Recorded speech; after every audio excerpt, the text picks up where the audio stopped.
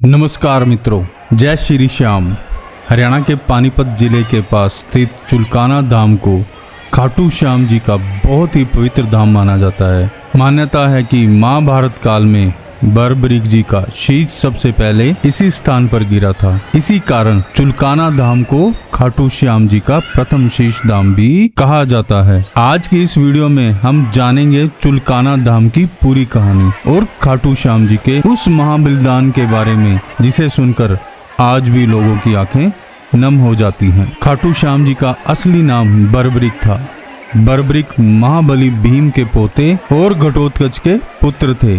बचपन से ही बर्बरीक बहुत वीर और शक्तिशाली योद्धा थे। उन्होंने कठोर तपस्या करके दिव्य शक्तियां प्राप्त की थी। माता दुर्गा उनकी भक्ति से प्रसन्न हुई और उन्होंने बर्बरीक को 3 दिव्य बाण प्रदान किए। इन्हीं 3 दिव्य बाणों के कारण उन्हें 3 बाणधारी कहा जाता है। बर्बरीक के पास केवल 3 बाण थे, लेकिन उन 3 बाणों में पूरी सेना को समाप्त करने की शक्ति थी। पहला बाण दुश्मनों को चिन्हित करता था, दूसरा बाण सुरक्षित लोगों को बचाता था और तीसरा बाण सब कुछ समाप्त कर देता था। कहा जाता है कि 3 लोकों में बर्बरीक जैसा धनुर्धर कोई नहीं था। जब महाभारत का युद्ध शुरू होने वाला था, तब बर्बरीक भी युद्ध में भाग लेने निकले, लेकिन युद्ध पर जाने से पहले उन्होंने अपनी माता को वचन दिया था कि वह हमेशा हारने वाले पक्ष का साथ देंगे और यही बात महाभारत के युद्ध का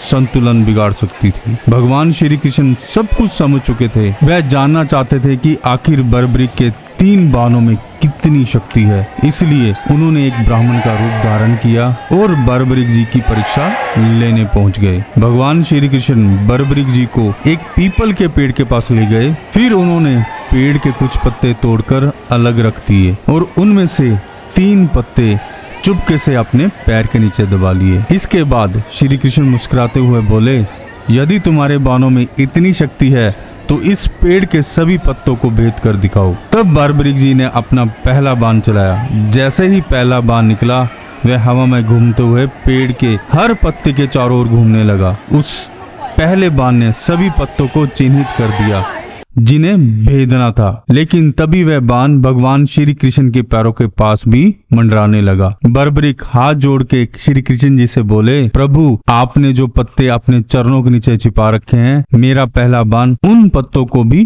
पहचान चुका है। यह सुनकर भगवान श्री कृष्ण आश्चर्यचकित रह गए। इसके बाद बर्बरीक जी ने दूसरा बाण चलाया। यह बाण उन चीजों को सुरक्षित करने के लिए था जिन्हें बचाना जरूरी था। दूसरा बाण उन पत्तों से अलग घूमने लगा जिन्हें बर्बरीक सुरक्षित रखना चाहते थे। अब समय था तीसरे बाण का। जैसे ही बर्बरीक जी ने तीसरा बाण छोड़ा, वह बिजली की गति से उन सभी पत्तों को भेदता चला गया जिन्हें पहले बाण ने चिन्हित किया था। और सबसे आश्चर्य की बात, वह बाण भगवान श्री कृष्ण के पैर के नीचे छिपे हुए पत्तों को भी भेद गया। यह देखकर भगवान श्री कृष्ण समझ गए कि बर्बरीक कोई साधारण योद्धा नहीं है। भगवान श्री कृष्ण जानते थे कि यदि बर्बरीक महाभारत के युद्ध में शामिल हुआ तो वह अकेले ही पूरे युद्ध का परिणाम बदल सकता है, क्योंकि बर्बरीक ने वचन दिया था कि वह हमेशा हारने वाले पक्ष का साथ देगा और उनकी शक्ति इतनी अधिक थी कि पूरा युद्ध कभी समाप्त ही नहीं होता।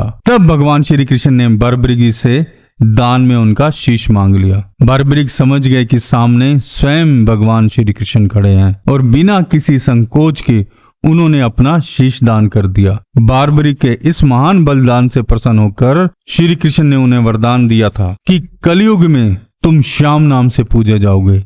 ऐसा माना जाता है कि बर्बरीक जी का शीश सबसे पहले हरियाणा के चुलकाना गांव में गिरा था। इसी कारण इस पवित्र स्थान को चुलकाना धाम कहा जाता है। हर साल हजारों और लाखों श्रद्धालु यहाँ दर्शन के लिए आते हैं और श्याम बाबा से अपनी मनोकामना मांगते हैं। त्याग, भक्ति और बलिदान की यह कहानी हमें सिखाती है कि सच्चा योद्धा वही होता है जो धर्म और वचन के लिए सब कुछ त्याग दे। अगर आप भी श्याम बाबा में श्रद्धा रखते हैं तो कमेंट में जय श्री श्याम जरूर लिखें। धार्मिक और आध्यात्मिक कहानियों के लिए चैनल को सब्सक्राइब करना मत भूलिए।